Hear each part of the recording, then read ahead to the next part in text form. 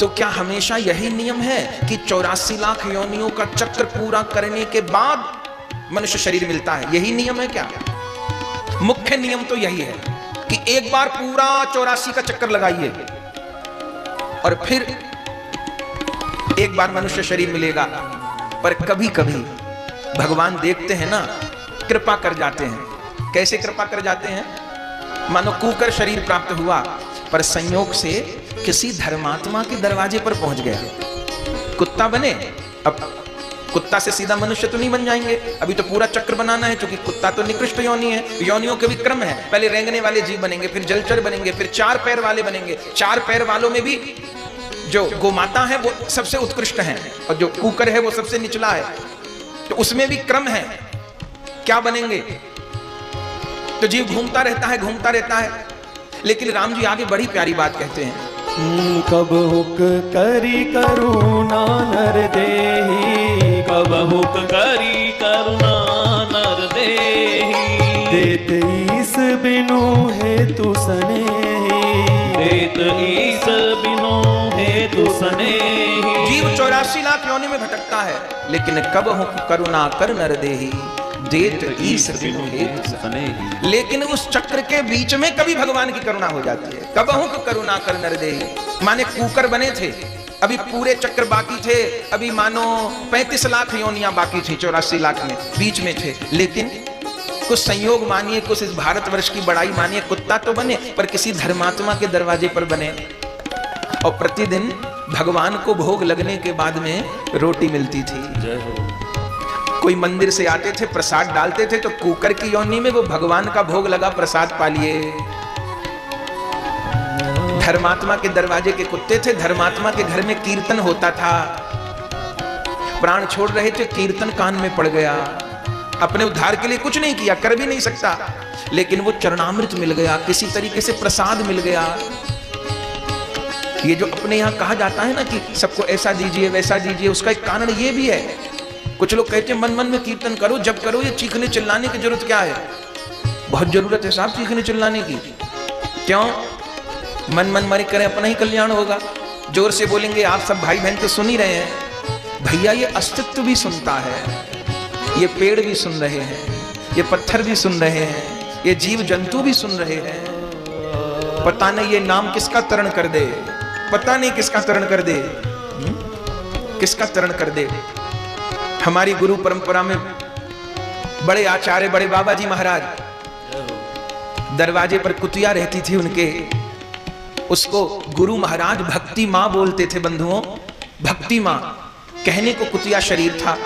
बड़े गुरु महाराज जब कीर्तन करके निकल जाते थे संतों के साथ, तो जहां गंगा जी के किनारे उनके चरण छपे रहते थे, वो कुतिया उस रज में लौटती थी। एकादशी के दिन कोई कितना कहे, कोशिश करे, अन्न नहीं खाती थी एकादशी के दिन। बड़े गुरु महाराज, बड़े बाबा, उनका भक्ति माँ नाम रख दिए थे। भक्ति माँ एकादशी के दिन अन्न नहीं खाती थी, वैष्णवों की चरण रज में लौटती थी, आश्रम के दरवाजे पे रहती थी। और बड़े बाबा भी हमारे आज्ञा कर दिए थे कि ठाकुर जी को भोग लग जाए, सबको प्रसाद हो जाए, फिर भक्ति माँ को भी पत्तल पहुंचा दो। वो मंदिर से जो प्रसाद आता था वही पाती थी वो। और उनका शरीर छोड़ा, बूढ़ा शरीर था उनका, भक्ति माँ का। तब उस समय बड़े बाबा जी उपस्थित थे। जब प्राण छोड़ने लगी, मुख में चरणामृत दिए उसके, तुलसी दल दिए, महाप्रसाद दिए उसको, और अंतिम समय में करताल बजा के उसको घेर के कीर्तन किए। क्या कहना? जो मिला था कुकर शरीर, लेकिन अब ठाकुर जी करुणा कर दिए। भले पशु शरीर था, किसी संत महापुरुष की दृष्टि में आ गए, कर दिए कृपा, काम बन गया। वृंदावन में अवधदास बाबा जी महाराज रहते थे, खूब बड़े प्रेमी संत थे। उनके यहाँ एक आए भक्त दीक्षा लेने के लिए, बाबा ने कृपा कर दी, लेकिन वो ठहरते नहीं थे एक जगह। घूमने फिरने की ज्यादा आदत थी, भजन वजन कुछ करते नहीं थे। अवधदास बाबा जी बहुत समझाते थे, भाई वृंदावन में रहो, नाम रटो, क्या ये सब कर रहे हो, पर वो मानते नहीं थे। और उनका वो चले गए एक दिन, और कुछ दिन बाद उनका सड़क दुर्घटना में शरीर छूट गया, बंदर बने वो। सत्य घटना आपको सुना रहे हैं। बाबा एक दिन धूप में बैठे थे सर्दी के समय में, प्रसाद पा रहे थे, एक बंदर आया, बाबा का पैर पकड़ लिया। तो और लोग छुटाने लगे, डंडे से भगाने लगे। बाबा शिष्यों को बोले कोई बात नहीं। तो सबने कहा बाबा, बोले कोई बात नहीं, रोटी दे दिया करो। प्रसाद पा रहे थे, रोटी का टुकड़ा डाल दिया उसको, वो पैर पकड़ लिया उसने बाबा का। अब तो वहीं रहने लग गया वो। सब लोग पूछते थे, तब बाबा ने कहा ये वही है जो आया था। अब कोई बात नहीं, अब आ गया तो भोजन दिया करो, प्रसाद दिया करो। लगभग 6 महीना वो बंदर रहा। 6 महीने बाद छत पर उसका शरीर मिला। तो अवधदास बाबा जी उत्सव किए उसका, यमुना जी लेके गए उस बंदर को। ऐसी बड़ी बड़ी घटनाएं ब्रज में धामों में होती हैं। तो किसी संत की दृष्टि पड़ जाए प्रभु की, तो अब किसी संत ने देखा दुख पा रहा है जीव, और उसको देख करके उनका हृदय द्रवीभूत हो गया, ठीक उस पशु को देख करके, तो क्या होगा? तो ठाकुर जी अभी बाकी थी 35 लाख योनियां, कभी 84 लाख में 24 लाख बाकी थी, 60 लाख अभी भोगी थी।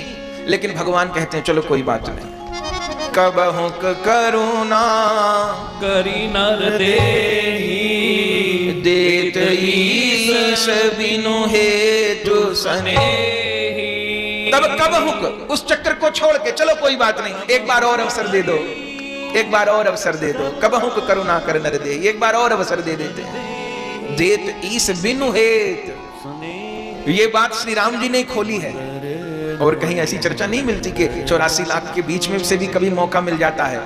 ये बात राम जी ने खोली है। अब वो ऐसे मौके देते होंगे जीवों को, तभी खोली उन्होंने बात। कबहु करुणा कर नर देहि, फिर बीच बीच में कोई बात नहीं, भी बहुत दुख पा रहा है, चलो बीच में एक और मौका दे दो। और मौका देते हैं, और राम जी कहते हैं जब वो मौका मिलता है तो जीव फिर भ्रमित होकर के उस मौके को खो दे तो कितनी कष्ट की बात है।